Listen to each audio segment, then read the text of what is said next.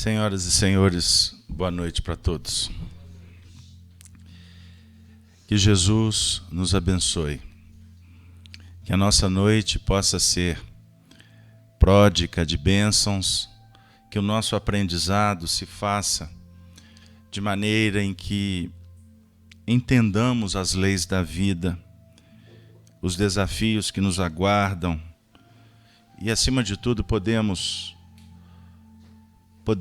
compreender a importância de servir e servir com qualidade nas bases do Evangelho. Para nós é aquele instante de muita alegria trabalharmos aqui nas sextas-feiras, nas quintas-feiras, a força do hábito, com o estudo do Livro dos Espíritos, que é a obra básica da doutrina espírita. Gostaríamos de iniciar a nossa noite endereçando um grande abraço para o nosso amigo José Aparecido, idealizador e coordenador da Rede Amigo Espírita, que nesse momento está nos acompanhando de aura e flama, com muita alegria, apoiando o nosso trabalho e, inclusive, dando força para as nossas limitações. E eu gostaria de abraçar também a todos os amigos que acompanham através da Rede Amigo Espírita, no chat, transmissão do YouTube, enfim. E também aquele abraço carinhoso de sempre para os nossos também, aí no caso ouvintes da Rádio Brasil Espírita, lá da cidade de Maceió. Nós trabalhamos, portanto, então com o Livro dos Espíritos, que é a obra básica da doutrina espírita. Livro que foi editado em 18 de abril de 1857, em Paris, portanto, completando agora 160 anos de sua publicação. Nós estamos trabalhando na segunda parte, capítulo 2, que trata da encarnação dos espíritos. Bom, o nosso trabalho hoje, ele envolve 3 questões, que eu vou fazer a leitura e vamos tecer esses comentários em torno destas questões, mas eu gostaria de hoje abrir um pouco para a gente trabalhar aspectos importantes para nós. Então, eu vou tentar sintetizar um pouco o trabalho do Livro dos Espíritos, porque o nosso tema hoje é a queda do velho mundo. Kardec pergunta assim aos Espíritos na questão 142. Que dizer desta outra teoria segundo a qual a alma, numa criança, se completa a cada período da vida? Resposta. O espírito é apenas um e está inteiro na criança, como no adulto. Os órgãos ou instrumentos das manifestações da alma é que se desenvolvem e se completam. É ainda tomar o efeito pela causa. Lembram que nós estamos trabalhando com algumas definições sobre a alma. A alma é um espírito encarnado, certo? Então, essa questão aqui, Kardec levanta sobre teorias que na época pairavam, não sei se pairam ainda hoje, sobre a questão da alma ir reencarnando ou se adaptando ao corpo à medida em que a criança vai se desenvolvendo. Não é isso, Júlio? Sim. Hoje nós estamos recebendo a visita do Júlio. Vocês conhecem o Júlio? O Júlio é um parceiro nosso, fala aqui na terça-feira, nos ajuda aí no estudo do Apocalipse no sábado. Então hoje nós vamos explorar ele. Ainda mais que eu estou com a voz assim um tanto quanto capenga. Então, Júlio, se prepare, aqueça as turbinas. Então, uma teoria em que a alma vai se ajustando à medida em que a criança vai se desenvolvendo. E não é bem assim. No momento da concepção, o espírito já é ligado no processo da reencarnação. A concepção, o encontro, não é? A junção esperma não é? E o óvulo é que o gameta principal, né, a base, ali já estabeleceu a reencarnação. O desenvolvimento do caso do embrião, o feto, se dá pela presença do espírito. A mãe oferece os recursos, mas é o espírito em sua individualidade que o desenvolve. Sem alongar, porque o nosso estudo não é sobre reencarnação, mas a definir o seguinte: então essa teoria não tem validade, porque a criança vai se desenvolver pela presença do psiquismo que está ali promovendo o desenvolvimento da sua estrutura psicossomática. Deu aí? Ficou claro? Bom, mas é interessante também o seguinte, porque esta questão ela também nos remete a um desdobramento que a espiritualidade nos ofereceu. Está no livro Missionários da Luz. No livro Missionários da Luz, psicografado pelo Chico Xavier, editado pelo espírito André Luiz, nós vamos encontrar um tratado sobre reencarnação, como que funciona. Porque, na realidade, a gente pode até dizer que a reencarnação ela começa muito antes da concepção em si. Porque a presença do espírito, não é? Em reencarnações programadas, ela já está configurando a sua adaptação no ambiente em que ele vai nascer. Então, o espírito, os seus mentores espirituais, já vão criando uma ambiência antes da concepção. O que muitas vezes o espírito que vai reencarnar, ele influencia os pais. É muito interessante. Os pais registram a chegada dos espíritos, né? Mas, vamos falar da reencarnação em si. O André Luiz traz uma informação importante, que a reencarnação ela se consolida aos 7 anos de idade, quando a criança atinge esse período. Por quê? Da concepção, portanto, até aquele momento que didaticamente o André Luiz aponta como 7 anos, o espírito reencarnante precisa de uma ajuda de mentores espirituais. E depois que ele nasce, aí é que a necessidade se faz mais premente.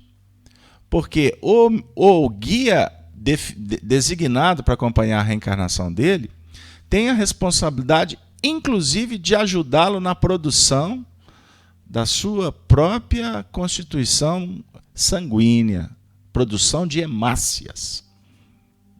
Até os 7 anos de idade, o espírito não tem autonomia sobre o corpo. Ele está, vamos dizer assim, se ajustando. Parece contradição o que eu falei, né? Eu não disse que a reencarnação começa na concepção? Ali já tem reencarnação, tem. Mas eu não disse que já está finalístico o processo. O processo, portanto, atinge essa etapa. E esse número 7 é um número muito sugestivo para a gente refletir sobre ele. Porque na reencarnação nós temos o movimento cíclico, ou seja, um período, que esse número 7 ele é muito sugestivo no seguinte sentido. Vamos fazer uma conta rápida? Vamos colocar uma projeção de uma reencarnação com o espírito atingir 70 anos de idade. Ele vai desencarnar com 70 anos de idade, ok? 70 anos, portanto, é o período que ele vai estar aqui na reencarnação. Então, se eu dividir 70 por 2, vai dar o quê? 35. Se o André Luiz falou para nós aqui que os 7 anos configura, vai definir, portanto, a conclusão do ajuste do espírito na reencarnação, aí eu posso aqui rapidamente lembrar que com 14 anos a gente discute que o espírito está na adolescência, né? Então, se eu pegar 7 e multiplicar por 2, né? 14. Vocês já viram dizer que com 21 anos que se atinge a maturidade?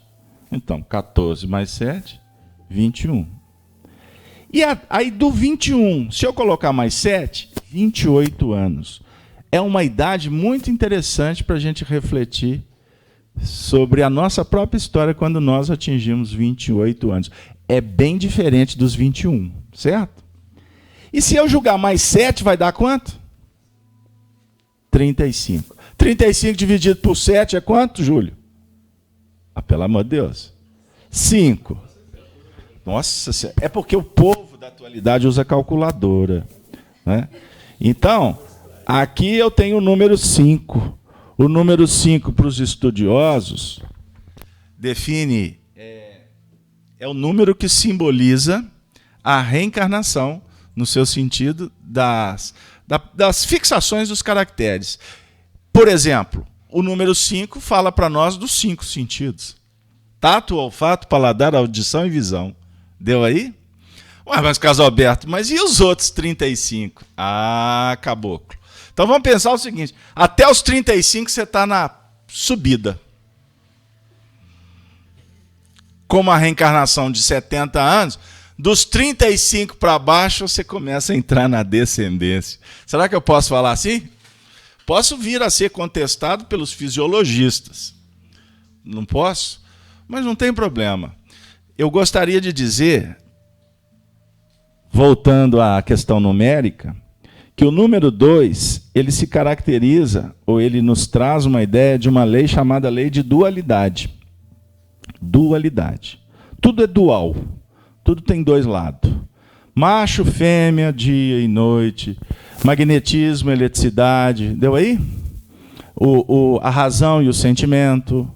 Então, é interessante a gente pensar que o número 2, ele caracteriza para nós o símbolo de um ciclo. De um ciclo. Subida e descida. Deu aí? Então nós temos o momento da reencarnação das expressões e temos o momento da reencarnação do recolhimento. Pegaram lá? Então toda a onda mental, todo pensamento que eu gero, esse pensamento, portanto, abre um ciclo. Um ciclo de causa e efeito. Ação e reação. Pegaram aí?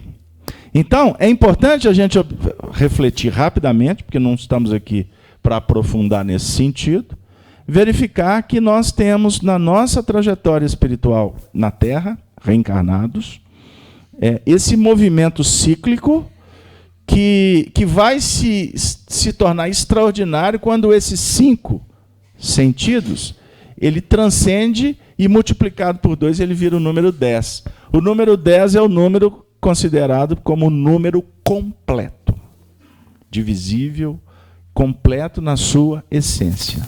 Então, reencarnação estabelece 5 expressões dos sentidos da nossa interação na vida. Mas tudo que nós promovemos como interação, nós temos a responsabilidade de recolher. E no recolhimento é em que a gente estabelece o fechamento dos ciclos do aprendizado. Fiz-me claro, gente? Deu uma ideia rápida? Então vamos refletir que cada etapa da nossa vida, ela tem significações muito especiais. Algum comentário? Júlio, quer falar? Ok. Então vamos continuar. Questão 143. Por que nem todos os espíritos definem a alma da mesma maneira? Resposta. Os espíritos não se acham todos igualmente esclarecidos sobre estas questões. Há espíritos ainda limitados, que não compreendem as coisas abstratas. São como as crianças entre vós. Também há espíritos, pseudo-sábios, que fazem alarde de palavras para se imporem, como acontece ainda entre vós. E depois os próprios espíritos esclarecidos podem exprimir-se em termos diferentes, que no fundo têm o mesmo valor.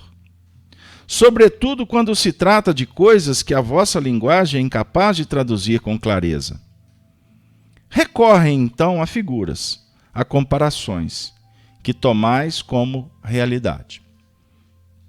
Então, o texto aqui é mais filosófico, eu não vou me deter muito nele, mas a definir um pouco do que a gente tentou abordar aqui de uma forma rápida.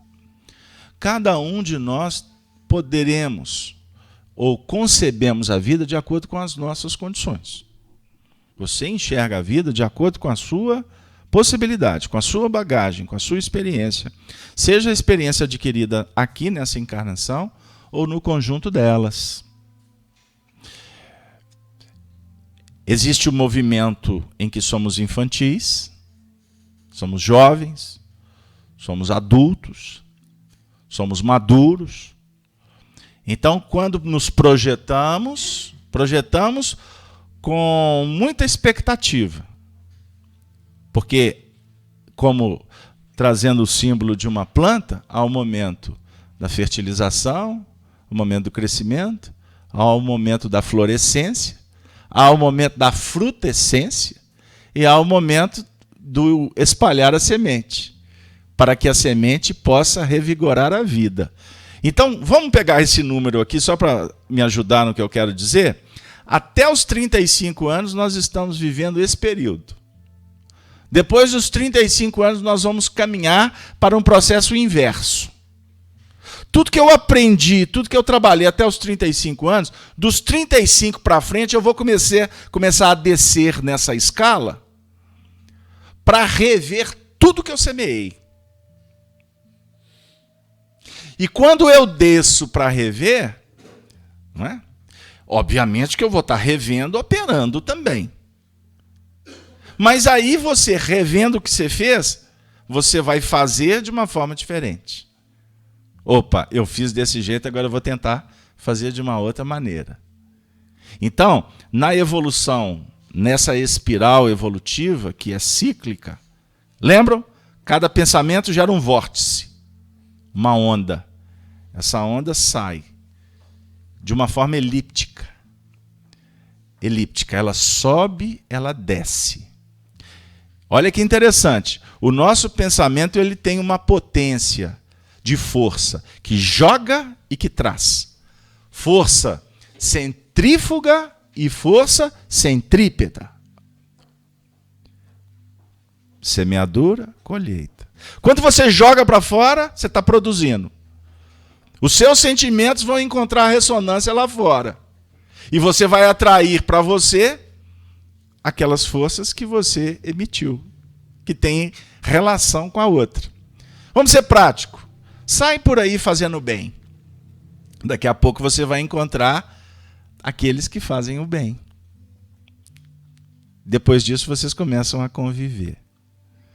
Aí daqui a pouco estão os dois fazendo bem juntos. Da mesma maneira, quando você sai por aí... Por exemplo, vou sair de casa hoje para jogar conversa fora. Irás encontrar aqueles que estão saindo de casa para jogar conversa fora. Aí tem um caso muito interessante, eu gosto de contar essa história. Uma companheira me disse assim, Carlos Alberto, olha, eu estou querendo arrumar um marido. Eu falei assim, vai com Deus. Que Deus te abençoe. Aí eu brinquei com ela, olha, quem procura acha, acha o que procura. Isso foi numa brincadeira muito carinhosa. E o tempo foi passando. Aí um período eu vi com ela com um namorado, e depois eu vi com outro namorado, depois com outro namorado.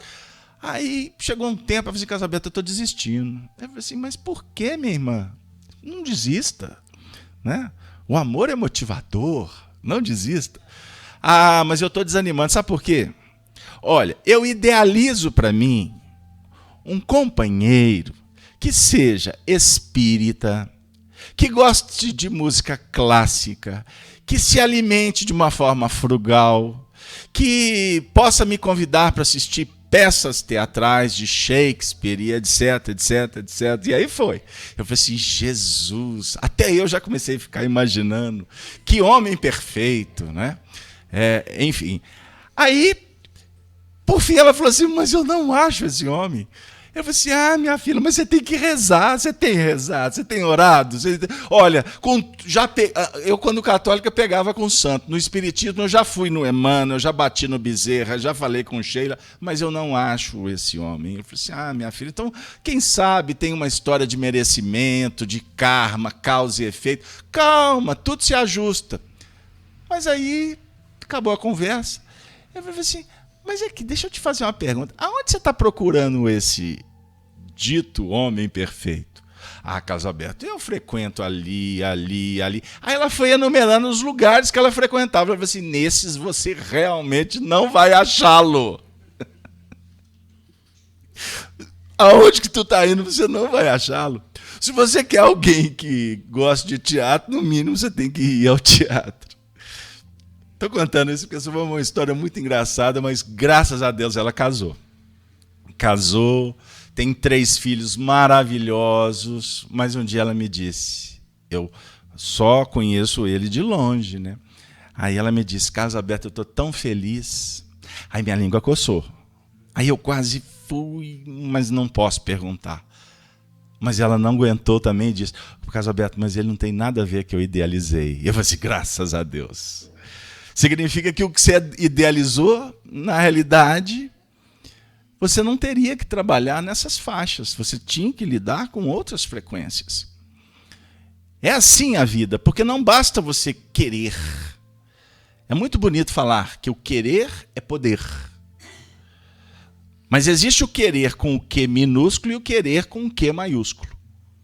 O Q maiúsculo é o de Deus. É a vontade de Deus. Não adianta a gente querer atropelar as coisas, porque elas não vão acontecer se não estiver na programação divina. Agora, quando você se esforça, você faz por merecer encontrar esse querer, o querer de Deus. Pois bem, então, essa questão das concepções quanto à significação das palavras, elas têm a ver com a característica de cada um, com a sua bagagem espiritual e, acima de tudo, com o desejo de aprimorar a maneira de ver.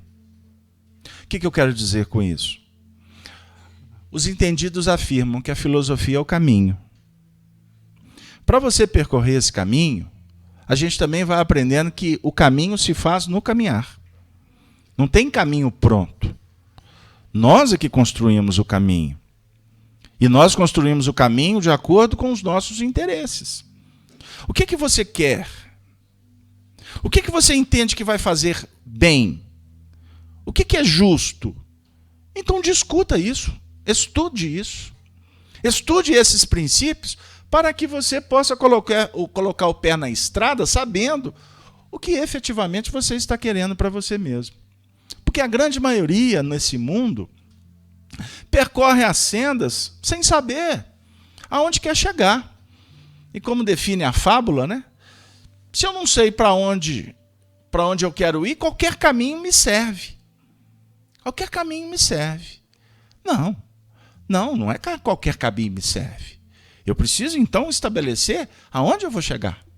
Agora, aonde eu vou chegar, com certeza, vai me mostrar que é o caminho melhor que eu devo seguir. E lembrando que, ao percorrer o caminho, não devemos ter pressa. Não tenha pressa. Seja paciente. Porque quem tem pressa, em Minas Gerais, a gente aprende isso lá na sabedoria do interior, dos antigos. Quem tem pressa, come cru. Oi? Cru e quente. Ele complicou minha vida. Mas tudo bem. Aí eu sou obrigado a lembrar do Chico. Assistindo.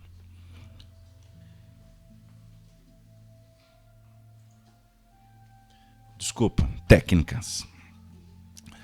O Chico dizia que mingau a gente tem que tomar pela beirada. Se você for tomar mingau quente no meio da cumbuca, você vai queimar a língua. E você queimar a língua significa perda do paladar. Depois você só vai no caldo. você não vai saborear a sopa. Não é verdade? Então a gente tem que saber o momento de agir, o momento de recolher. Sabendo que se agirmos, nós precisamos de calcular. Precisamos de mensurar. Porque toda semeadura ela define uma colheita obrigatória. É da lei. Não tem como modificar isso. A questão 144 diz assim: que se deve entender por a alma do mundo? Resposta: princípio universal da vida e da inteligência, do qual nascem as individualidades.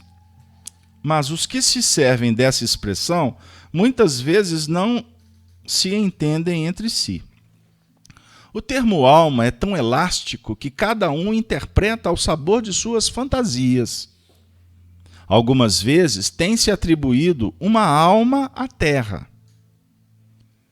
Por alma da terra se deve entender o conjunto dos espíritos abnegados que dirigem as vossas ações no bom caminho.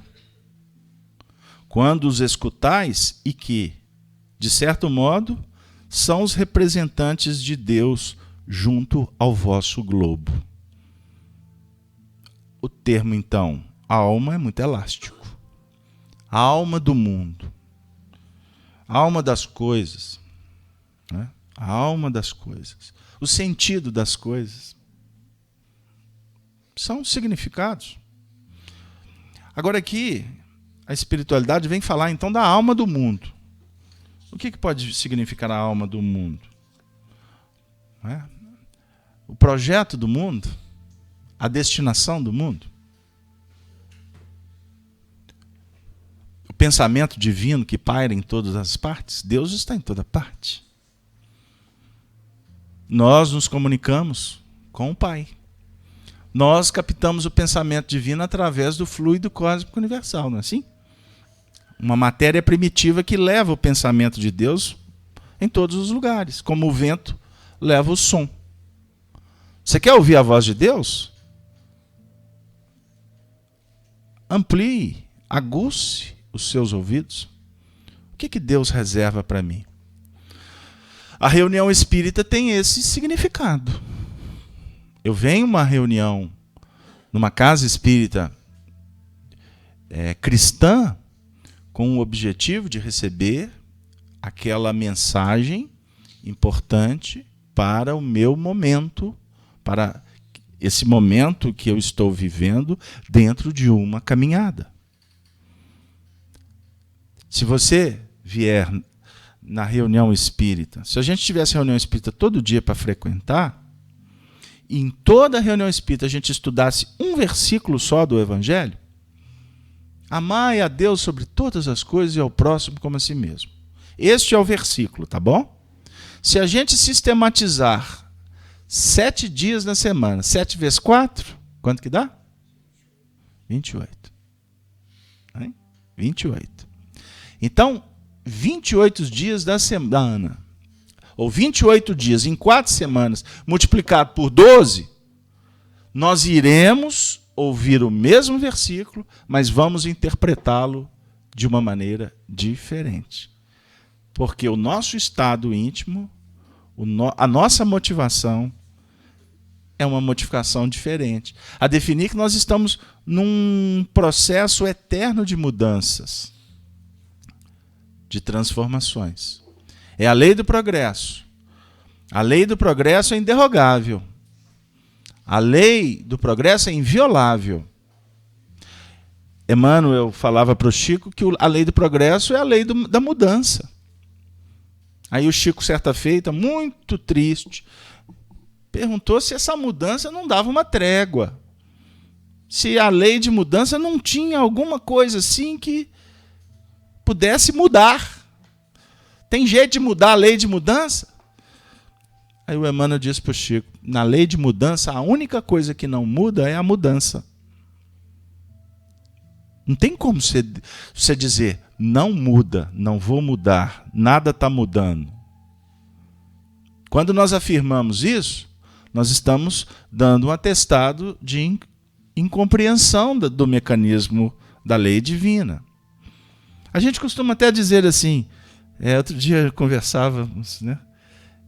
que tem uma fala, uma sabedoria dos antigos, aqui em Minas é muito utilizada, que pau que nasce torto morre torto. E tem gente que é até mais abusado, que fala que se pôr fogo, até a cinza é torta. É verdade? É verdade. É verdade. Mas depende do ponto de vista. Depende do ponto de vista. Então nós não podemos dizer que o indivíduo não está mudando. Ele está mudando. Mas existem questões íntimas que demoram tempo. Existem coisas na nossa intimidade, aspectos que estão cristalizados. Para mim ser mais claro, nós temos uma tônica na nossa personalidade. Nós reencarnamos, nós temos vários aspectos que estão sendo trabalhados, mas o indivíduo adota uma tônica. Quer um exemplo? A tônica daquele indivíduo é a profissão dele. A tônica do outro é a religião. A tônica do companheiro lá é aspectos psicológicos, como a tônica dele é o orgulho que vaza, que sai pelos poros. A tônica do outro é a benevolência. Pegaram aí? A tônica do outro companheiro lá é o serviço ao semelhante. O Chico Xavier, qual que foi a tônica do Chico? Um homem de bem. Viveu a vida servindo o semelhante. Essa foi a tônica dele. Não é? A tônica daquela companheira, mãe. Você olha para ela, é uma mãezona. Não tem isso? Então, essas tônicas, eu gosto de usar esse termo tônica, porque são aspectos que se destacam, mas existem outros que preponderam também. Como existem vícios que caracterizam, que ficam arraigados, que o indivíduo não consegue vencer. Ele precisa de um tempo. Ele tem que entender o que é virtude, porque, diga-se de passagem, você não mata um vício. Você substitui o vício por um comportamento que se transforma num mecanismo terapêutico, libertador, e que vai instaurar uma outra condição para que ele possa operar. Então, é fundamental que a gente entenda isso. E o tempo de Deus é diferente do tempo dos homens. Por isso é que nós falamos aqui 7 anos, 14 anos, 21 anos, 28, 35, simbolizando a ascese. Mas depois nós vamos multiplicar esses 7 vezes 5 para atingir os 70 anos, que vai ser a descida. Não é? Alguns autores até exploram isso de formas muito mais elaboradas. Mas nós aqui em Doutrina Espírita vamos trabalhar com Kardec de uma forma muito tranquila sobre isso. Nós vamos buscar Jesus, entendendo Jesus, apresentando essa projeção de vida como um mecanismo que nos explica com muita clareza o que nós estamos fazendo aqui. Por que você nasceu? Para evoluir. Ponto. Deus vos impõe a reencarnação com o fim de vos fazer progredir. É a questão 132 do Livro dos Espíritos. Só que para uns é expiação. Expiação. O que é expiação? O que caracteriza a expiação, Júlio? Dor. Para uns é dor. Por que dor? Porque houve uma opção. Houve uma escolha. Essa escolha não foi uma boa escolha. Ela vai trazer dor. Quer um exemplo? Você sabe que não pode comer chocolate. Você, como é que fala em Minas? Você dana a comer chocolate. O que vai acontecer? Como é que falava na roça? Quem com melado se... Esse povo nosso é extraordinário. Quem nunca comeu melado quando... Pois é. Aí se lambuza. Aí ele fala assim, mas esse tem de lambuzar é bom. Aí ele vai comer de novo melado. Só que aí não vai lambuzar naquele sentido, né? Mas ele vai comer muito. Aí ele vai comer muito, ele vai comer muito. Ele vai se complicando, vai se complicando. Aí daqui a pouco ele está com um problema de saúde. Ele vai ter que responder por causa disso. Não é simples? Na evolução é a mesma coisa. Você faz algumas escolhas. Você quer ser arrogante. Você julga que você é o centro do universo. Né? A teoria do geocentrismo, né, de Ptolomeu do segundo século. Só que é interessante que do lado do Ptolomeu, lá no Egito, tinha como é que era o nome do outro filósofo que já começava a defender o heliocentrismo. Né? Esqueci o nome dele, daqui a pouco eu lembro. Mas só que esse que estava falando do heliocentrismo, ou seja, que o sistema nosso gira em torno do Sol. O Ptolomeu, no geocentrismo, definiu que tudo girava em torno da Terra. Então isso define o quê? A maneira com que você vê a vida. Aquele que acha que tudo gira em torno da Terra, ele vai ser convidado amanhã, por vários mecanismos, a verificar que não é bem assim. Que a Terra, primeiro, ela gira em torno do seu eixo. Mas esse movimento de rotação, ele recebe uma carga muito poderosa que vai atrair, sem que ela perca o seu movimento sobre si mesmo, ela vai ser atraída por um movimento que vai caracterizar o chamado movimento da translação. Estão lembrados? Qual que é o movimento da translação? A Terra, que gira em torno do próprio eixo, vai ser convidada a girar em torno de um astro. Um astro muitas vezes maior, que é o Sol. Como é que acontece no nosso mecanismo evolutivo? O espírito foi criado, ele vai girar em torno dele. Movimento de rotação. Girar em torno dele mesmo. Porque Deus lançou o espírito a centelha divina, né? O PI, o princípio inteligente, lançou ele no universo. Aí com uma carga específica, né? Como dizia o Leão, o positivo e o opositivo. Aí ele vai se movimentar, mas ele vai ter que se ajustar à natureza em que ele está inserido.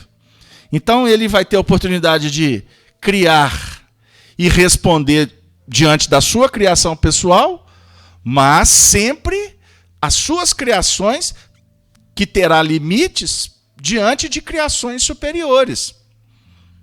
Complicou? Então, se você quer girar em torno de você mesmo, pode girar. Você é o cara. Você é Deus. Pode acreditar nisso. Mas vai chegar um momento que uma força de uma potência contrária vai começar a te convidar para trabalhar com uma carga específica e numa rotação diferente. Aí você fala assim, ele tem o poder, eu vou ter que segui-lo. Só que isso não se dá de uma forma tranquila, se dá no mecanismo da dor. Está complicado ou está dando para acompanhar? Por que nós estamos passando por dificuldades? Vamos simplificar. Por que estamos espiando no mundo? Espiando não é espiando. Espia só. O povo na roça. Olhar. Não é esse tipo de expiação, não. Por que nós estamos pagando um preço tão alto? Porque nós fizemos escolhas que não foram boas escolhas. Nós tínhamos assim um convite. Vai por aqui, meu filho, olha ali. Olha. Ah, não, papai, eu quero ir por aqui. Então vai que eu estou te vendo. Aí nós fomos. Só que eu fui percebendo que eu poderia ter ouvido o que o papai falou na minha consciência e eu não quis dar ouvido. Aí vai acontecendo um mecanismo de uma dualidade extraordinária, que é a dualidade da criação e da repercussão, da construção e da destruição, e da destruição para a reconstrução. Quer que repete? Então, tudo que nós criarmos, vai ter crescimento. Eu até esqueci do crescimento, agora eu ajustei o pensamento. Criou, cresceu. Cresceu, estabeleceu, aí vai ter que ter desconstrução. Pegaram lá? Então, existe uma lei chamada lei de evolução. Mas existe uma outra lei chamada lei de destruição. O que nós estamos agora vivendo é um processo de desconstrução. Porque nós estamos percebendo que não fizemos as melhores opções. Só que a gente não escolheu estar passando por essa expiação. A expiação vem por uma consequência natural das nossas escolhas. Casalberto, não estou entendendo nada. Tá bom. Vamos na prática? Você está passando por um problema seríssimo em casa, não está? Eu gostaria de te dizer que por mais que você pense que você é vítima, na realidade, você só está recebendo os efeitos das suas semeaduras, seja agora ou antes. Porque você construiu e agora você precisa de verificar como que você construiu, para que você possa reconstruir de uma forma diferente. Lembra que eu falei dos 70 dividido por 2, os 35 para lá e 35 para cá? Por que será que nós temos que chegar lá na idade, lá na frente, para ser obrigado a lidar com uma atitude que nós tivemos num momento lá atrás, e que a gente vira para nós mesmos e fala assim, puxa vida, eu podia ter feito diferente. Eu podia ter feito diferente. Mas se você não atingisse lá os seus... Vou brincar aqui. Se você não atingiu os seus 60, você não vai ter oportunidade de ver os 30.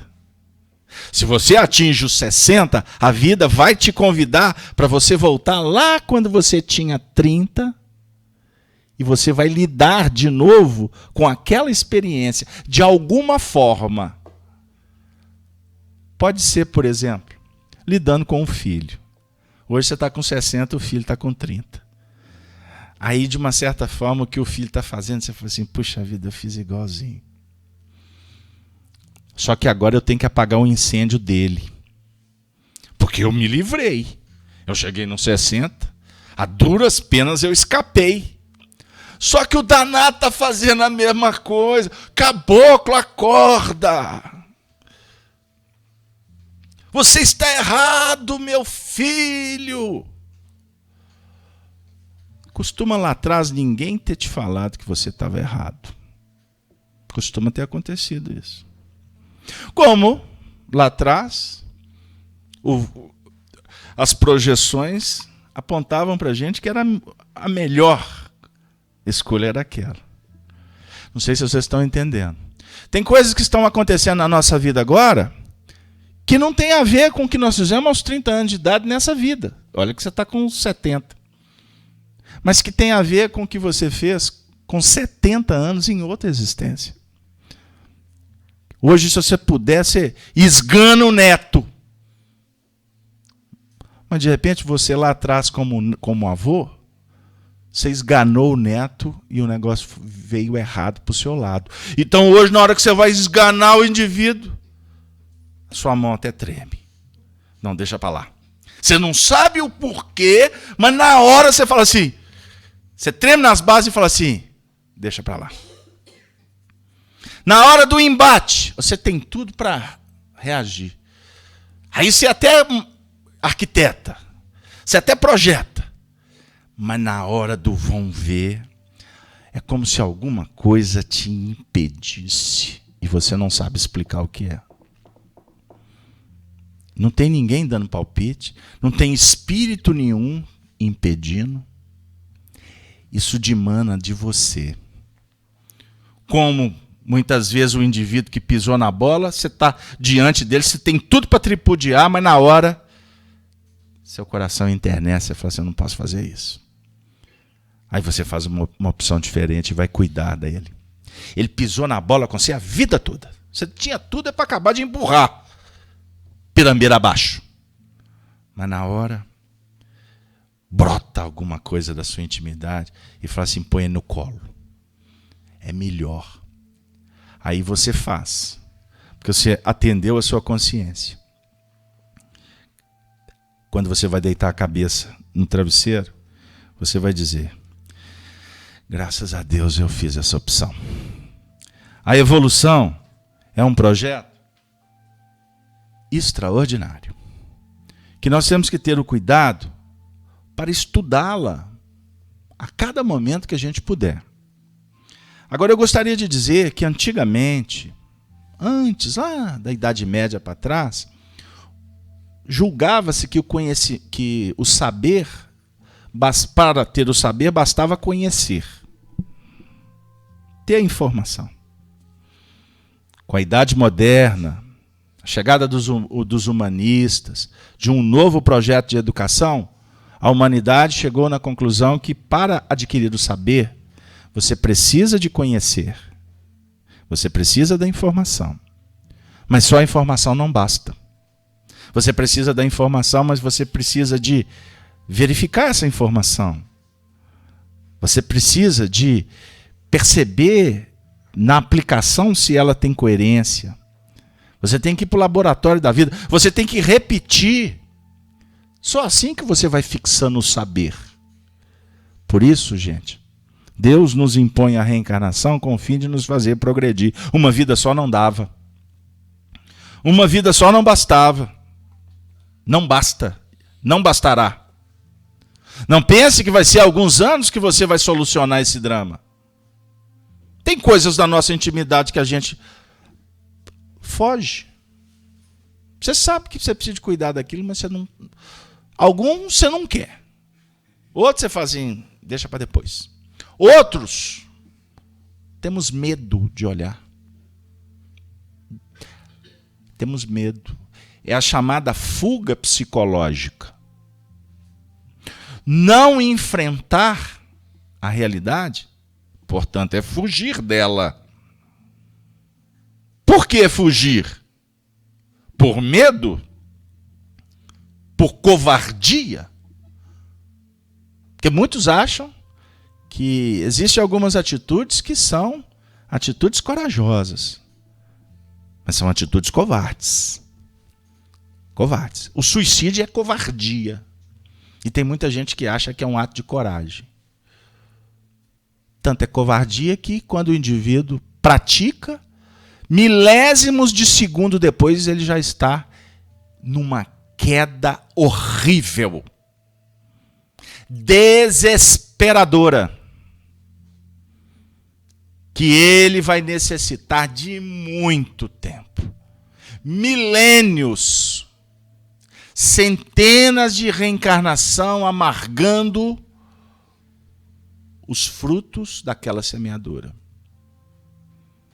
Nós vivemos num tempo em que a humanidade estamos pagando um alto preço da não observância das leis divinas. Um tempo, esse que vivemos, que foi predito por Jesus, em que se caracteriza uma grande tormenta na humanidade. É um momento de definições. Não é momento de de empurrar com a barriga, para simplificar. Não é momento de ficar discursando. Não é momento de ficar só planejando. Amanhã eu faço. É o momento de agir de uma forma definitiva. Porque a dor está batendo na porta de todo mundo. Esse momento nosso, conforme nos apresenta o Evangelho, e eu vou me referir, citando, alguns trechos que falam desse momento, como caracteriza Allan Kardec, definindo como sinais precursores, sinais que nos mostram, que apontam tudo que está acontecendo na humanidade. Eu vou citar alguns, porque são muitas citações de Kardec, e quem está em casa, eu gostaria de concitá-los a procurar o livro A Gênese de Allan Kardec, no capítulo 17, a partir do item 47. Eu vou ler alguns, que Kardec cita Jesus no Evangelho e depois ele traça alguns comentários. Sermão profético. Mateus capítulo 24. Diz assim: também ouvireis falar de guerra e de rumores de guerra. Tratai de não vos perturbardes, porquanto é preciso que essas coisas se deem.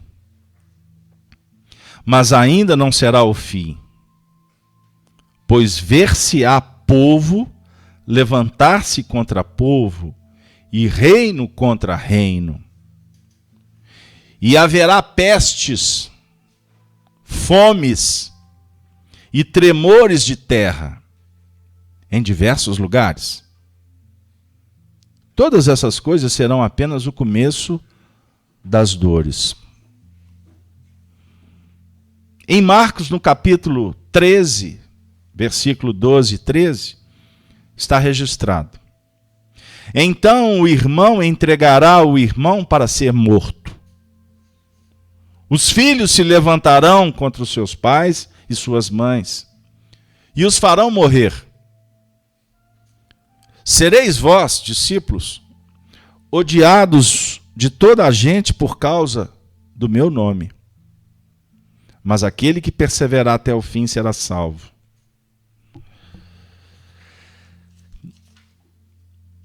Em Mateus, no capítulo 24, também, versículo 15 a 22, o texto diz assim: quando virdes que a abominação da desolação que foi predita pelo profeta Daniel está no lugar santo, que aquele que lê entenda bem o que lê. Fujam então às montanhas os que estiverem na Judéia. Não desça aquele que estiver no telhado, para levar de sua casa qualquer coisa. E não volte para apanhar suas roupas aquele que estiver no campo. Profeta Daniel. A mulher de Ló, diante do momento que antecedia o dilúvio, o que aconteceu quando ela se virou para ver o que acontecia em Sodoma e Gomorra? Virou uma estátua de... Jesus está se referindo a isso. E não volte para apanhar suas roupas aquele que estiver no campo. Mas ai das mulheres que estiverem grávidas ou amamentando nesses dias. Mulheres aqui são as nossas produções. É o sentimento que produz, o sentimento que alimenta. A mulher que alimenta, a mulher que amamenta os frutos tenebrosos, que nós insistimos em dar vida. Pedi a Deus que a vossa fuga não se dê durante o inverno, nem em dia de sábado, porquanto a aflição desse tempo será tão grande como ainda não houve igual desde o começo do mundo até o presente, e como nunca mais haverá. E se esses dias não fossem abreviados, nenhum homem se salvaria. Mas esses dias serão abreviados em favor dos eleitos. Puxa vida, hein, Júlio? 51. Marcos 13, 32. Quanto a esse dia, a essa hora, essa é boa. Ninguém o sabe. E está cheio de profeta falando da hora. Dando data, dizendo que é agora. Aliás, sempre houveram. De 1000 passará, 2000 não chegará. 2017. Agora é 2019. Confundem-se datas, por exemplo, pegam uma data que o Emmanuel fala de 2057, não sabem aplicar cálculos proféticos e falam asneira, inclusive no meio espírita. Em verdade vos digo, chorareis e gemereis, e o mundo se rejubilará. Estareis em tristeza, mas a vossa tristeza se mudará em alegria. Uma mulher, quando dá à luz, está em dor, porque é vinda a sua hora, mas depois que ela dá à luz a um filho, não mais se lembra de todos os males que sofreu, pela alegria que experimenta de haver posto no mundo um homem.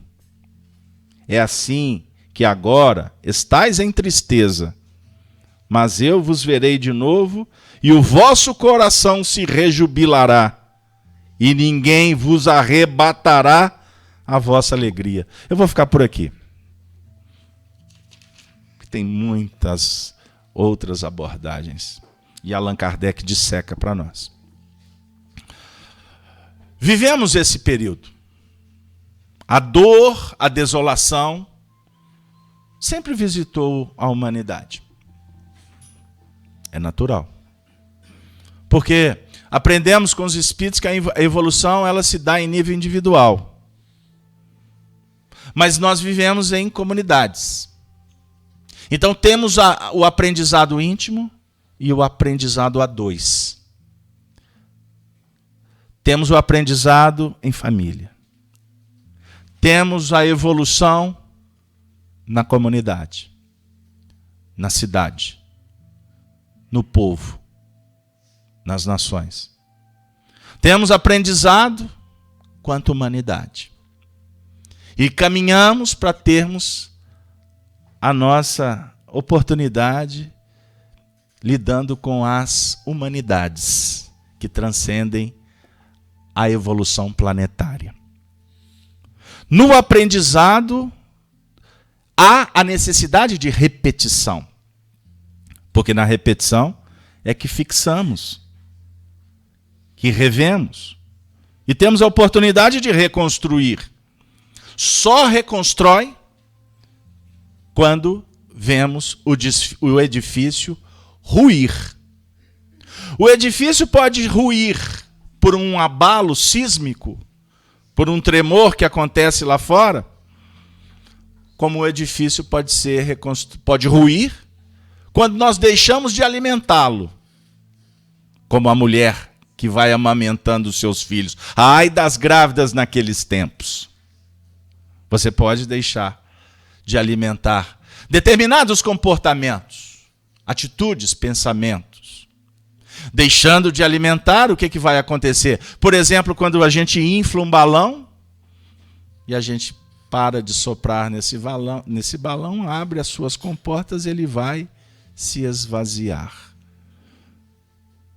O nosso balão de vícios e de dificuldade são balões que estão extremamente inflados.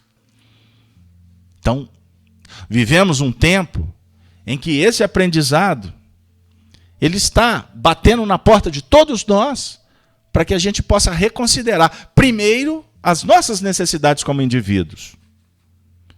E compreendendo que a providência divina ajuda os indivíduos, como ajuda os lares, as comunidades, os povos, as nações, a humanidade, as constelações. É necessário que entendamos esse mecanismo para que ele não nos constranja tanto, para que a dor tome outro direcionamento. Porque o tempo que nós vivemos agora, ele foi predito. Porque a espiritualidade sabe das tendências dos indivíduos e das coletividades. Que na escala evolutiva nós vamos como que nessa espiral que parte da nossa intimidade, que vai abrangendo indivíduos, coletividades. Esta espiral vai nos convidando cada vez mais a passear, a experienciar por caminhos mais desafiadores.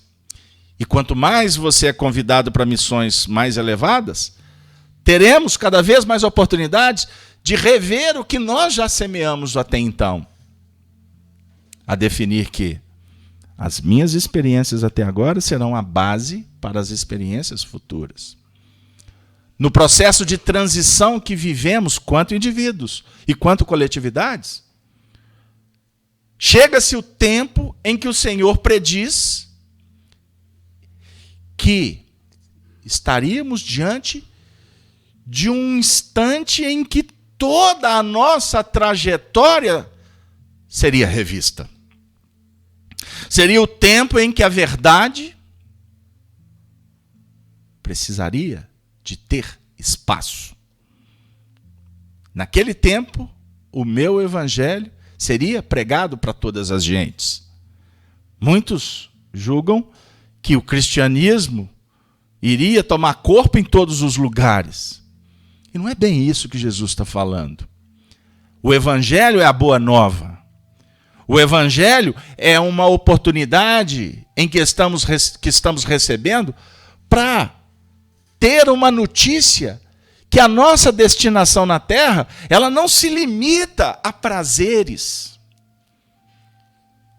ao conforto, ao atendimento às sensações e emoções fugazes, que tem a ver com o prazer da carne, com o bem-estar de uma vida diminuta. E tanto é verdade que hoje o que nós discutimos em nível de espiritualidade, e a humanidade já começa a ter maturidade para tal, é que nós somos seres espirituais que estamos vivendo uma experiência humana. Observem como a humanidade vê. A humanidade entende que nós somos seres humanos, que de vez em quando a gente vai viver uma experiência espiritual. Aí eu venho para o centro espírita. Aí eu vou para a igreja. Aí eu vou comungar. Aí eu vou fazer penitência. Vou acender uma vela. Eu vou batizar. Aí eu vou vestir uma roupa branca. Aquele dia é o dia santo do Senhor. Eu não posso fazer nada. Aqui no centro espírita eu vou conversar com os espíritos. Vou receber o passe. Hoje é dia de reunião. Olha, gente, vocês não mexem comigo não, porque eu não posso me desequilibrar, porque é dia de reunião. Eu tenho que ver Jesus. Eu vou lá no centro, porque eu vou encontrar com uma turma lá de gente muito espiritualizada. Isso é o ser humano que quer viver uma pequena experiência espiritual. E o que eu vou dizer agora, eu vou falar com todo carinho, com todo respeito e com toda a admiração que eu tenho por todos que estão aqui e muitos que estão assiduamente nos acompanhando nas transmissões eletrônicas.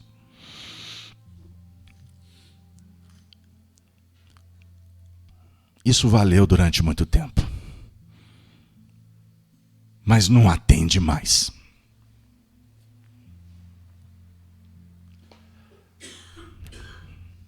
Não atende mais. Não é suficiente mais brincar de espiritualidade. Brincar de espiritismo, no nosso caso. O indivíduo entra no centro espírita aqui como se ele estivesse no campo de futebol. Não é porque tem que entrar aqui como se estivesse entrando na igreja, não, tá bom? Mas nós temos que entender que o comportamento que nós estamos tentando adotar aqui é o mesmo comportamento que eu tenho que adotar no campo de futebol. Não inverta os valores. E não pense que ficar falando bonitinho, falando de evangelho, decorando textos, intelectuais, que muitas vezes são críticos, mas não fazem absolutamente nada, a não ser ficar sentado na cadeira do convencimento que sabe alguma coisa, tirando pedra nos outros. Como os fariseus, puritanistas, moralistas. Isso não dá camisa para ninguém. Eu conversava com um grande amigo meu ontem, exatamente sobre isso. Porque a gente está vendo o comportamento das pessoas. Não estou vendo nada de espiritualidade. Aí eu disse para ele, amigo, você está procurando espiritualidade nos outros? Se você estiver bem com você mesmo, aquele velhinho que está tendo comportamento de criança, você vai olhar para ele com mansuetude, com bondade. Nós não estamos aqui para julgar ninguém. Mas nós estamos aqui para observar, aprender, analisar, criticar o nosso comportamento e para definir o que é melhor. Por que o nosso tema é a queda do velho mundo? Porque esse período de transição, explanado brilhantemente por Allan Kardec, é o período que nós estamos vivendo. Os espíritos fizeram predições para Allan Kardec do que iria acontecer no século XX, não foi? O Emmanuel, no livro A Caminho da Luz, fala dos acontecimentos do século XX também. Que seria um século que iria definir uma grande mudança planetária. Segunda Guerra Mundial, etc, etc, etc. E hoje, eu sou convidado a refletir que ele não estava se referindo só a isso. Só a Primeira e Segunda Guerra Mundial. Porque ele fala que o século XX seria um século marcante num processo de uma grande seleção do rebanho planetário. Nós estamos já caminhando quase para metade do século XXI. Metade, né? 2017. Estou empolgado. Quase um quarto. Um quartel, né? Um quartel. E o que nós estamos vivendo aqui? Quem sabe eu posso dizer, se eu estiver errado, que as atrocidades que nós vivemos no ano de 2017 é igual ou pior ao que aconteceu de 1938 a 1945 da Segunda Guerra Mundial. Quantas milhares de pessoas são assassinadas nesse país atualmente? Quantas mulheres violentadas? Você tem segurança de sair na rua? E isso não é em Belo Horizonte, capital. Vai para o interior, aonde subentendia-se que a vida era mais tranquila até há umas décadas passadas. Kardec define que o processo de transição ele se dá em determinados setores, falávamos disso hoje. A transição planetária acontece em regiões específicas em determinados momentos, em outras não. A transição planetária, em determinado momento, ela visita todo mundo. Então eu posso, didaticamente, entender com Allan Kardec o seguinte, que existem movimentos que vêm de fora para dentro, que são caracterizados pelas necessidades de cada região. Porque nesse momento de transição, o que está batendo na porta nossa aqui da grande cidade? É muito diferente de quem, por exemplo, vive em Genebra, numa grande cidade. A qualidade de vida é diferente. O ritmo de vida é diferente. Não estou discutindo espiritualidade, materialidade. Eu estou falando de uma vida em sociedade. Como extremamente diferente é uma vida no interior da África, no sertão nordestino. Qual a oportunidade que cada espírito está tendo nesse momento, portanto, que vive nos Estados Unidos, na Europa, na Ásia, na Coreia do Norte? As informações de como é a vida na Coreia do Norte é estarrecedora. Estarrecedora. Aí você fica assim, meu Deus, que tempo é esse?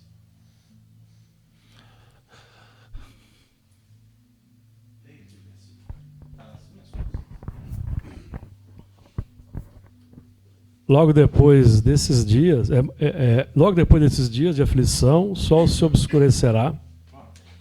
E no capítulo 17 do Gênesis, só um pouquinho. de A Gênese, o sol se obscurecerá. Continua. E a lua deixará de dar sua luz. As estrelas Vai nas estrelas. As estrelas cairão do céu e as potestades do céu serão abaladas. Olha que interessante. O sol obscurecerá. Comenta, rápido. Nós estamos vivendo hoje, por exemplo, buscando uma conexão com tudo que você falou, você estava dizendo sobre ambição. Nós estamos vendo que a ambição, por exemplo, está obscurecendo o entendimento, encegueceu os homens. E hoje estamos vendo isso aqui no Brasil. Então o sol vamos entender como aquela filosofia que não atende mais, o conceito que não atende mais, o egoísmo, o utilitarismo, A ambição que se expressa por um capitalismo selvagem, que assambarca os bens e impõe expiações para muitos. A gente estava falando do heliocentrismo de Copérnico, né? O Sol, Jesus não estava dizendo que nesse tempo aqui o Sol ia deixar de irradiar. Isso é uma explicação de Allan Kardec. Mas é a percepção nossa diante das expressões da luz maior. Porque o Sol é o astro-rei nosso, da vida planetária. O Sol simboliza o Evangelho. O Sol simboliza o Cristo. Ele vai deixar de nos atender? Não. Mas é um período que estamos vivendo que, em tese, ele vai ficar obscuro. Pelo que o Júlio trouxe. Ambição. Orgulho. Egoísmo. A Lua, qual que é o papel da Lua, Júlio? A Lua é o satélite que reflete a luz do Sol. Então ela vai dar vida a uma luz que é refletida. É a obra, o Filho, por exemplo. Então nós estamos lidando com o resultado das nossas obras. No Brasil, por exemplo, nós até pouco tempo, nós tínhamos, ainda temos ainda, mas eu penso que isso é hora disso deixar de acontecer, não é? A dualidade entre facções. Nós até pouco tempo estávamos presenciando duas facções se contrapondo aqui no Brasil politicamente, não estávamos? Vocês querem um exemplo? A ficha caiu. Agora todo mundo tem que se unir porque o problema não é partidário, é apartidário. Vocês querem um exemplo? Um general do Exército hoje me contou que no dia que houve um tribunal, uma sessão no tribunal em Curitiba, com a presença marcante de personalidades, movimentos que foram para lá protestar, foram para lojas de armamento, armas brancas que são usadas para venda de pescarias, etc. E os líderes chegaram lá com somas vultosas para comprar todo o estoque das armas brancas para irem se movimentar nas praças. Eu pergunto para vocês, quem são essas pessoas? O que motivam essas pessoas a fazerem isso? Nós vivemos um Estado de Direito em que todos temos a liberdade de expressar as nossas escolhas, os nossos partidos, enfim. Mas a partir do momento em que alguém inverte a manifestação para entrar num âmbito de selvageria, isso está representando o quê? Que facções que são essas que andam pelas ruas? Que ocupam cargos no poder, que convivem na sociedade. Ai das grávidas que amamentarem naqueles tempos. Por que o nosso tema é a queda do velho mundo? Porque nós estamos vivendo a queda do velho mundo. Quem sabe a gente volta depois para falar da repetição da história.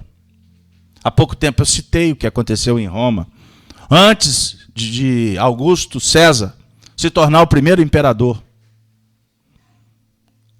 A corrupção, o poder, as artimanhas políticas favoreceram para destruir todo um projeto, toda uma base que hoje é referência para o mundo inteiro, que é o direito romano. E aí assumiu o poder o totalitarismo dos imperadores, que efetivamente tiveram seu movimento de expansão, como naquela abordagem inicial que fizemos, até que essa ideia se expandiu e foi perdendo força, porque é da lei que vai chegar um tempo em que a força vai envelhecendo e ela tem que retornar para o fulcro de onde ela partiu. O que aconteceu em Roma se repetiu em vários setores da humanidade, em vários povos. E o Brasil, na atualidade, e por isso que nós escolhemos esse tema, porque esse país, e nós não podemos ficar indiferentes a isso, esse país chegou nesta data no fundo do poço. Que dia que foi ontem, Júlio? Ontem. Ontem foi dia 17. 17/5/2017. Reflitam que as datas, elas têm significação. Chegamos no fundo do poço, na maior crise da história desse país. Crise em todos os sentidos. Principalmente crise moral.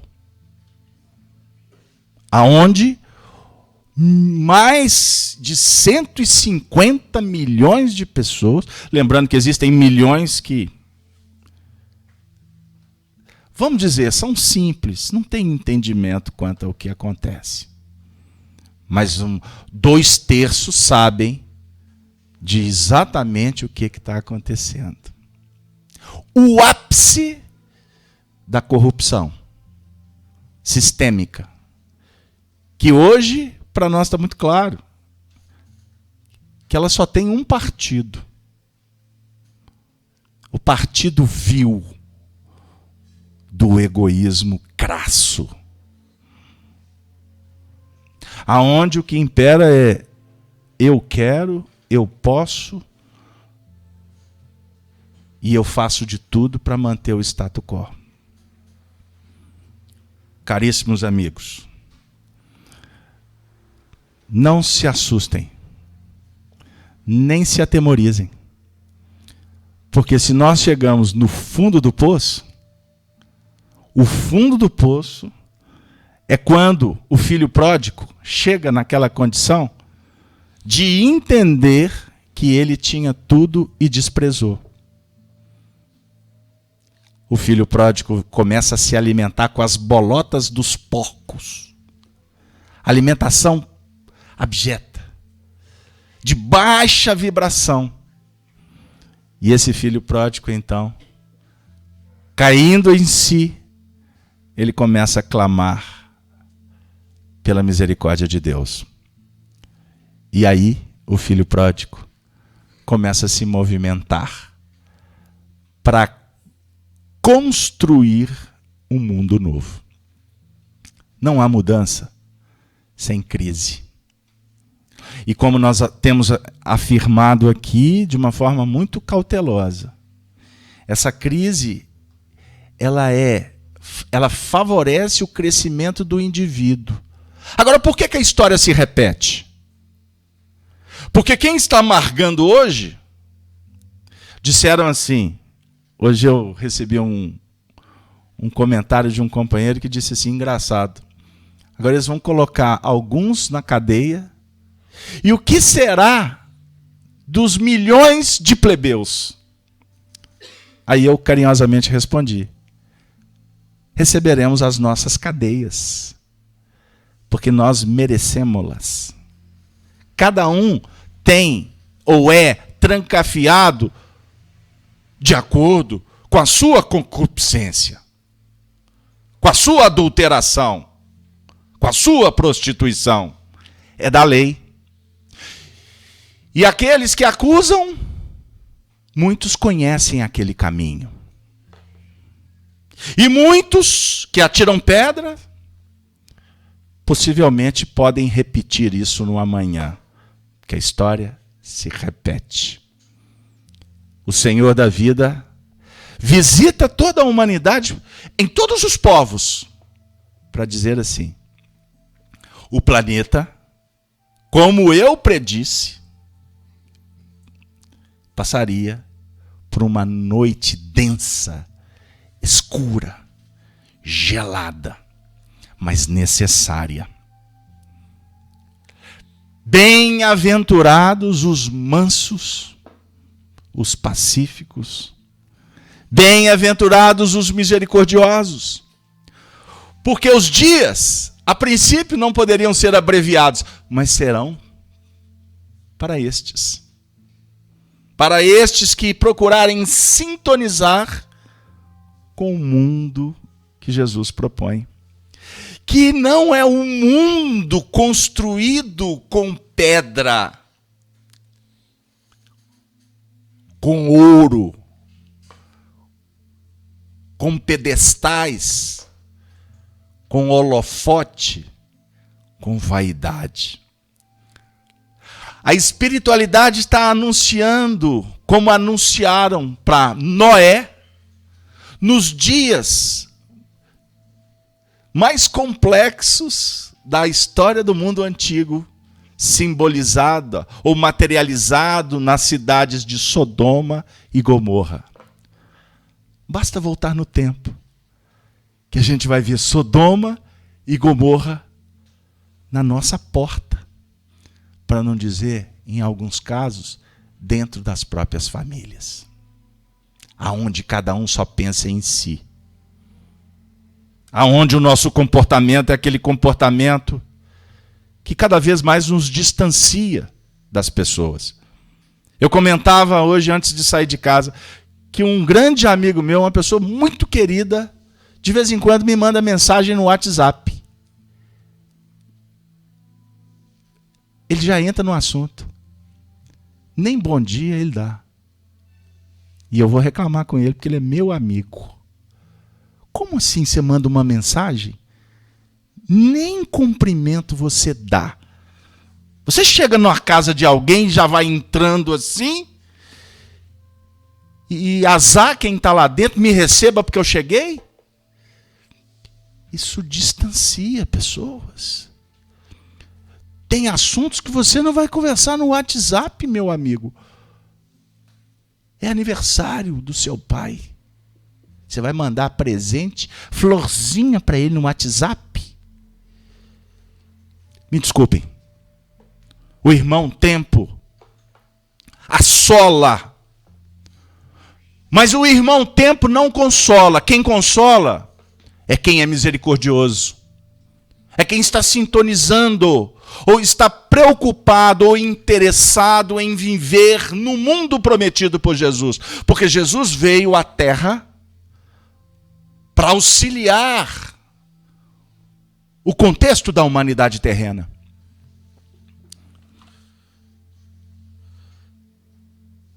Dele asseveraram os profetas de Israel, diz Emmanuel. Muito tempo antes da manjedoura e do Calvário. Livro A Caminho da Luz. Levantar-se-á como um arbusto verde, vivendo na ingratidão de um solo árido, onde não haverá graça nem beleza, carregado de opróbios e desprezado dos homens, todos lhe voltarão o rosto, coberto de ignominias, não merecerá consideração, é que ele carregará o fardo pesado de nossas culpas e de nossos sofrimentos, tomando sobre si todas as nossas dores. Presumireis na sua figura um homem vergando ao peso da cólera de Deus, mas serão os nossos pecados que o cobrirão de chagas sanguinolentas, e de suas feridas hão de ser a nossa redenção. Somos um imenso rebanho desgarrado, mas para nos reunir no caminho de Deus, Ele sofrerá o peso de nossas iniquidades. Humilhado e ferido, não soltará o mais leve queixume. deixando-se conduzir como um cordeiro ao sacrifício. O seu túmulo passará como de um malvado, e a sua morte como a de um ímpio. Mas, desde o momento em que oferecer a sua vida, verá nascer uma posteridade, e os interesses de Deus hão de prosperar nas suas mãos. Desde a sua morte, verá nascer uma posteridade, uma humanidade espiritualizada.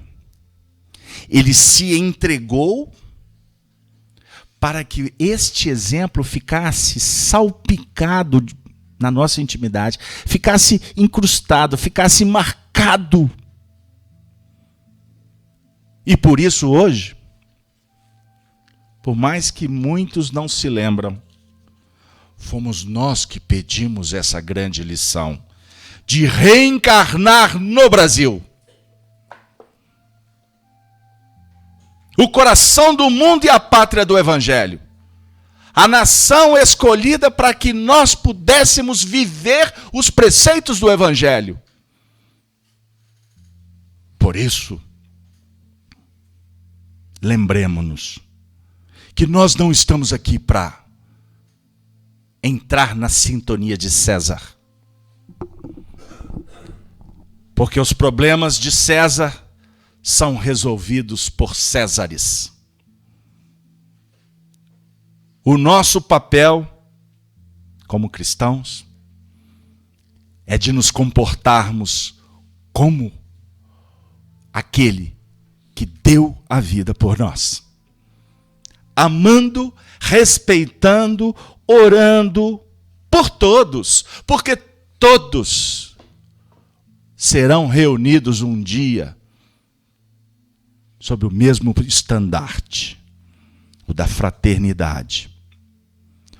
Sabemos que muitos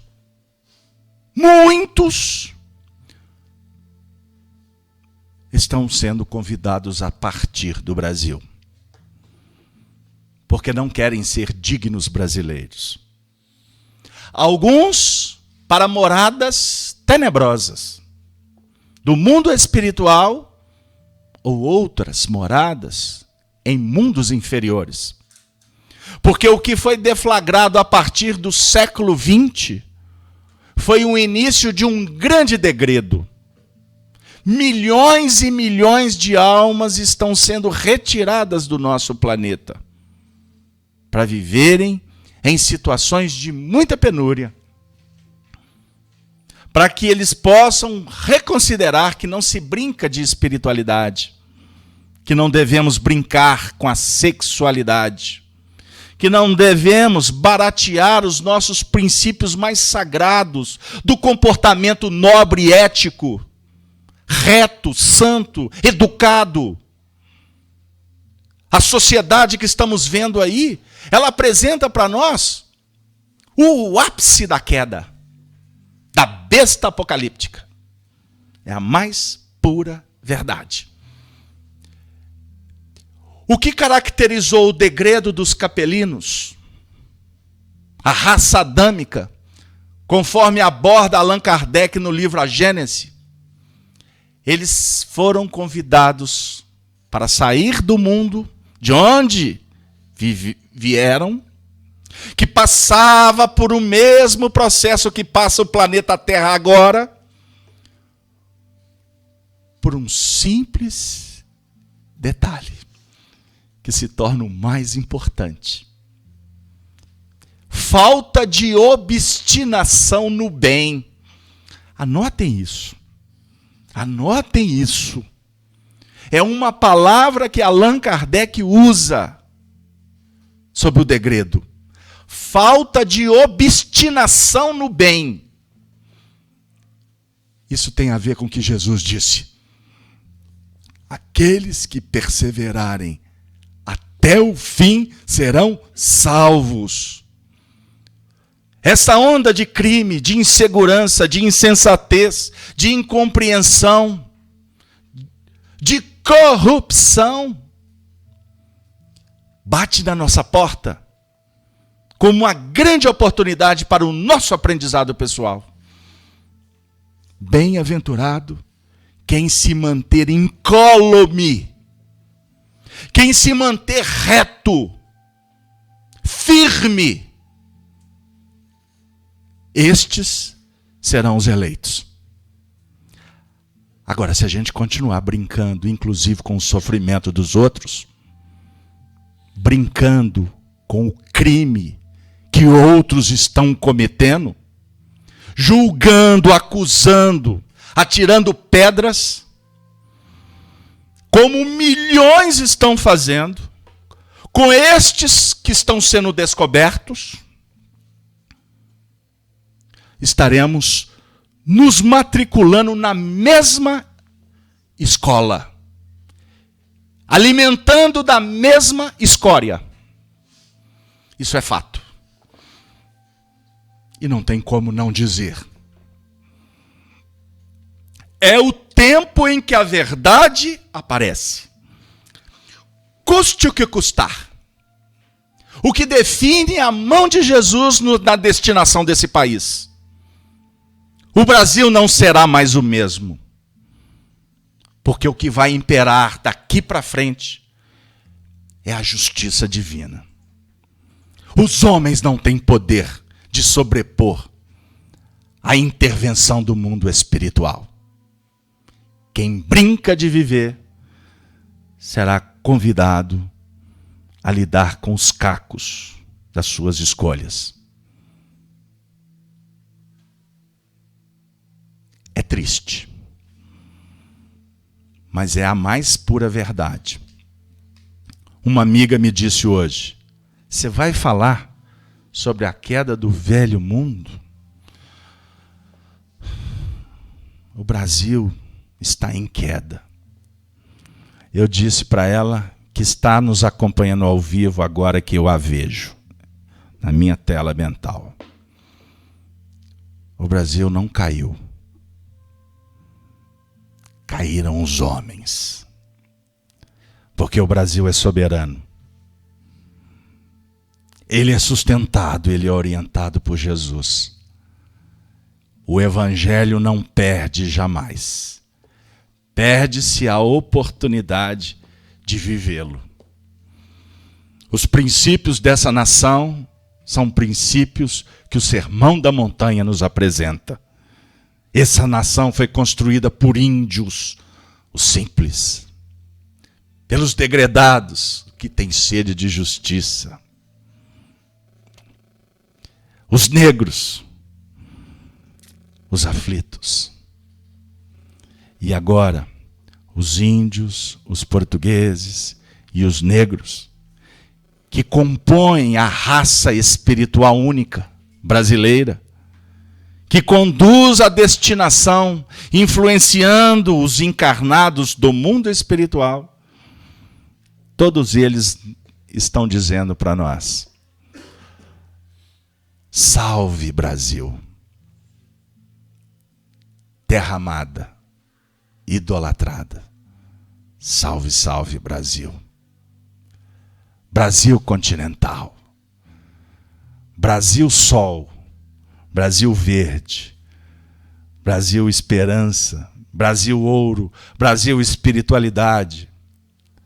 Brasil humanidade. Brasil eclético. Brasil de todos os povos. Brasil, és um celeiro de bênçãos. És o trigo que há de favorecer a produção do pão para todos os povos. O pão da verdade, da doutrina. O alimento das almas. O amor. Não acreditem nas trevas. Elas são passageiras. O que permanece é o sol da vida. E ele vai voltar a resplandecer na terra sagrada do Brasil e dos vossos corações. Tenham esta certeza. E como eu disse, aqueles que, como nós, julgamos sujeira debaixo do tapete, todos nós seremos aqueles que vamos ser convidados a levantar o tapete e recolher os detritos que nós semeamos. Por isso, dediquem ao Brasil. Acreditem no Brasil. Agradece a espiritualidade presente, a paciência de vocês. E eles nos conclamam, na presença do Alferes Xavier, para que todos nós possamos orar pela paz dos homens. E ao invés de semear a treva, comentando-a, vamos aprender a respeitar, vibrar, porque quem está sendo descoberto por si só já está entrando num plano de expiação dolorosa. E Jesus jamais abandonou qualquer ovelha em sofrimento na história desta nação e desse nosso planeta. Eu encerro contando para vocês que no mundo espiritual inferior, nas regiões que albergam os espíritos mais empedernidos, quem coordena, quem cuida dessas regiões espirituais do nosso planeta é Maria Santíssima. E sempre ela está intervindo junto com Jesus para conceder novas oportunidades para estas almas. Abramos o nosso coração e tenhamos paz. Voltem para os vossos lares, levando a mensagem que o Brasil é a terra escolhida por Jesus para representar a humanidade do futuro. Muito obrigado a todos.